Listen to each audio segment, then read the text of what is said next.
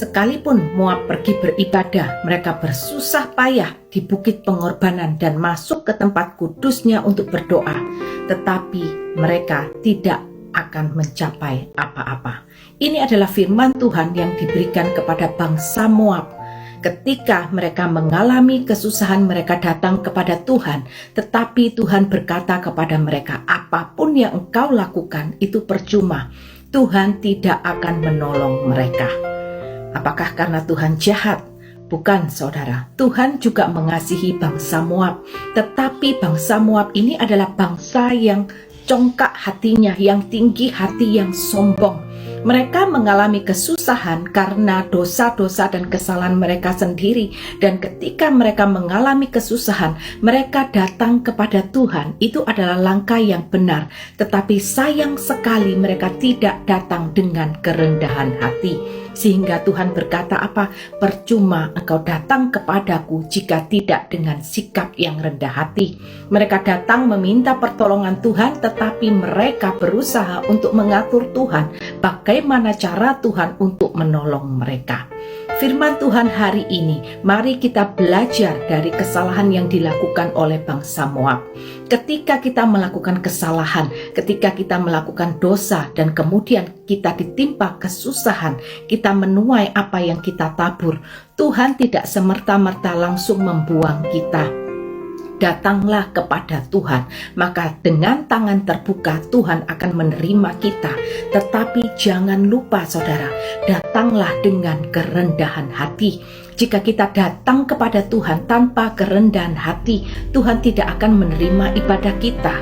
Mudah sekali buat Tuhan untuk menolong saudara dengan saya untuk memulihkan keadaan kita.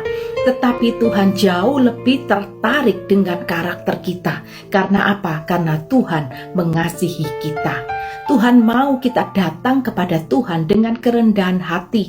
Dan itu semua semata-mata karena untuk kebaikan kita. Karena apa? Karena orang yang rendah hati itu adalah orang yang mau taat kepada Tuhan. Orang yang rendah hati adalah orang yang mau belajar dari kesalahannya. Orang yang rendah hati adalah orang yang mau diajar dan mau dipimpin oleh Roh Kudus. Tetapi orang yang tinggi hati tidak demikian. Sehingga tidak ada gunanya ketika kita datang kepada Tuhan dengan ketinggi hati, dengan kesombongan, maka semuanya itu akan sia-sia, tidak akan mengubah kehidupan kita.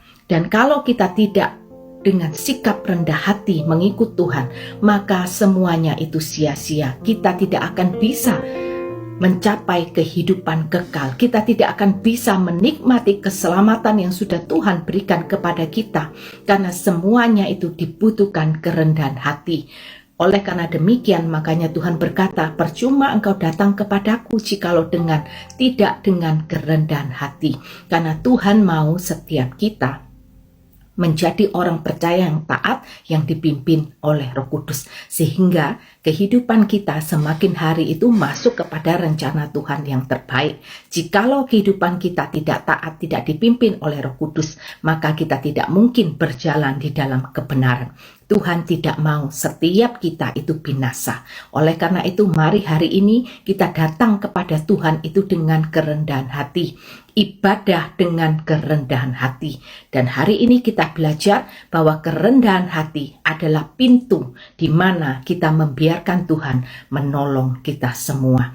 Kerendahan hati adalah pintu di mana mujizat Tuhan akan dinyatakan dalam kehidupan kita. Yuk sama-sama rendah hati. Tuhan Yesus memberkati.